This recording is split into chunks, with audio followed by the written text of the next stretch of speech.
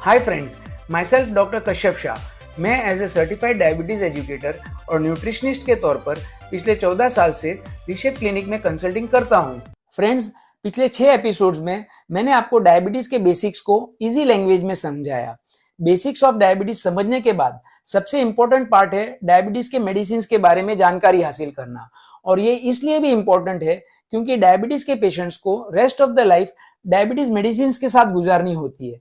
अगर आपको diabetes medicine की जानकारी होगी, जैसे वो कितने टाइप्स की होती है, मेडिसिन बॉडी में कैसे काम करती है, इंसुलिन का क्या रोल होता है, इंसुलिन लेने के टाइमिंग्स क्यों अलग अलग होते हैं, तो आपको डायबिटीज मैनेज करने में आसानी होगी। फ्रेंड्स, आपको ये एपिसोड सुनने के बाद जो जानकारी मिलेगी उससे आप खुद को एम्पावर्ड फील करोगे। अगर आपको खुद को डायबिटीज है या घर में किसी फैमिली मेंबर को डायबिटीज है, तो ये नॉलेज आपको डायबिटीज को मॉनिटर करने में और मैनेज करने में मदद करेगा।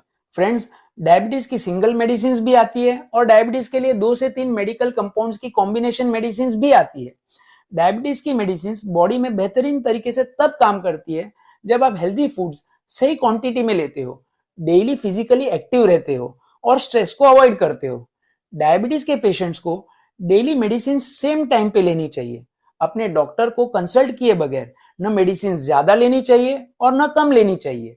डायबिटीज के लिए अलग अलग तरह की मेडिसिन आती है जो बॉडी में अलग अलग तरीके से काम करती है। इसलिए डायबिटीज के पेशेंट्स को उनकी कंडीशन और कॉम्प्लिकेशंस के हिसाब से डॉक्टर मेडिसिन प्रिस्क्राइब करते हैं। डायबिटीज में कुछ मेडिसिन ऐसी आती हैं जो पैंक्रियाज में से इंसुलिन के प्रोडक्शन को बढ़ाती है, एग्जाम्पल ग्लिमिप्राइड। कुछ मेडिसिन इंटेस्टाइन में शुगर के एब्जॉर्प्शन को कम करती है, एग्जाम्पल एक्राबोस। कुछ मेडिसिन मसल्स के जरिए बॉडी में मौजूद इंसुलिन को बेहतर तरीके से यूज करवाती है, एग्जाम्पल पायाग्लिटाजोन। कुछ मेडिसिन लीवर से शुगर प्रोडक्शन कम करके इंसुलिन रेजिस्टेंस को बढ़ाती है, एग्जाम्पल मेटफॉर्मिन। कुछ मेडिसिन पैंक्रियाज में इंसुलिन प्रोडक्शन को बढ़ाती है और लीवर में शुगर प्रोडक्शन को कम करती है, एग्जाम्पल सिटाग्लिप्टिन। कुछ मेडिसिन किडनी में से पास होते हुए ग्लूकोज के रीअब्जॉर्प्शन को रोकती है और उस ग्लूकोज को यूरिन के जरिए बॉडी से बाहर निकालती है, एग्जाम्पल डेपाग्लिफ्लोजिन। कुछ मेडिसिन 3 तरह से हेल्प करती है। किडनी से पास हो रहे ग्लूकोज के रीअब्जॉर्प्शन को रोकती है, पैंक्रियाज में इंसुलिन के प्रोडक्शन को बढ़ाती है और लीवर में ग्लूकोज के प्रोडक्शन को कम करती है, एग्जाम्पल एम्पाग्लिफ्लोक्सिन। टाइप 2 डायबिटीज के पेशेंट्स में डॉक्टर मेडिसिन के साथ साथ कभी इंसुलिन भी प्रिस्क्राइब करते हैं। वो डिपेंड करता है डॉक्टर पे और पेशेंट की मेडिकल कंडीशन पे। फ्रेंड्स, एपिसोड 2 में मैंने आपसे शेयर किया था कि बॉडी में इंसुलिन पैंक्रियाज में बनता है। आपके ज्यादातर फूड को बॉडी में शुगर के रूप में कन्वर्ट किया जाता है। शुगर आपके ब्लड में ट्रैवल करके बॉडी के हर सेल्स तक पहुंच जाता है। बॉडी के सेल्स को शुगर की जरूरत पड़ती है आपको एनर्जी प्रोवाइड करने के लिए, और इंसुलिन का काम है शुगर को ब्लड में से बॉडी के सेल्स में लेके जाना। टाइप 1 डायबिटीज में पैंक्रियाज इंसुलिन बनाता ही नहीं, इसलिए इस केस में पेशेंट को इंसुलिन इंजेक्शन के जरिए या इंसुलिन पंप के जरिए दिया जाता है। इंसुलिन इंजेक्शन में भी आजकल बहुत सारी वैरायटी और कॉम्बिनेशंस अवेलेबल हो गए हैं। मैं यहाँ बेसिक 6 टाइप के इंसुलिन की बात करूंगा। फर्स्ट है रैपिड एक्टिंग इंसुलिन, जो लेने के 15 मिनट के अंदर काम करना चालू करता है और उसका इफेक्ट 2 से 4 घंटे तक रहता है। सेकंड है शॉर्ट एक्टिंग इंसुलिन, जो लेने के 30 मिनट के अंदर काम करना चालू करता है और उसका इफेक्ट 3 से 6 घंटे तक रहता है। थर्ड वन है इमीडिएट एक्टिंग इंसुलिन, जो लेने के 1 से 2 घंटे के अंदर काम करना चालू करता है और उसका इफेक्ट 18 घंटे तक रहता है। फोर्थ है लॉन्ग एक्टिंग इंसुलिन, जो लेने के 1 से 2 घंटे के अंदर काम करना चालू करता है और उसका इफेक्ट 24 घंटे या उससे ज्यादा तक रहता है।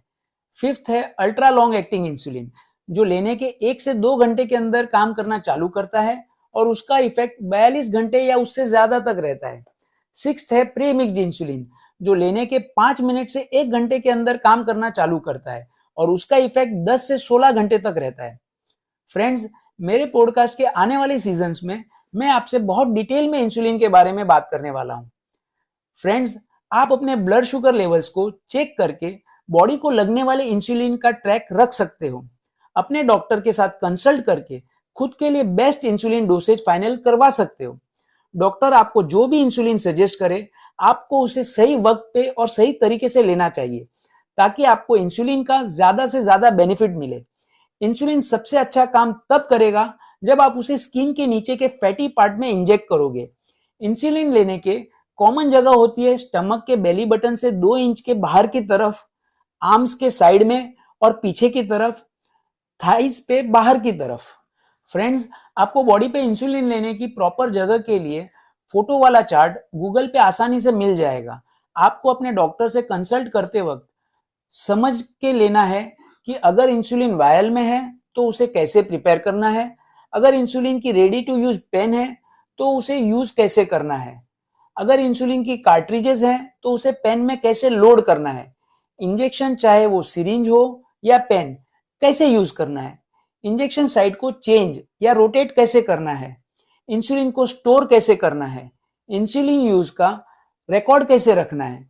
फ्रेंड्स, अगर आप दिन में 3 से 4 बार इंसुलिन के इंजेक्शन लेते हो तो इंजेक्शन साइट को आपको रोटेट करना चाहिए, क्योंकि कभी कभी बार बार लगातार एक साइड पे इंजेक्शन लेने से वहां लंप बन सकता है, जिसकी वजह से इंसुलिन के एब्जॉर्प्शन में फर्क आ सकता है।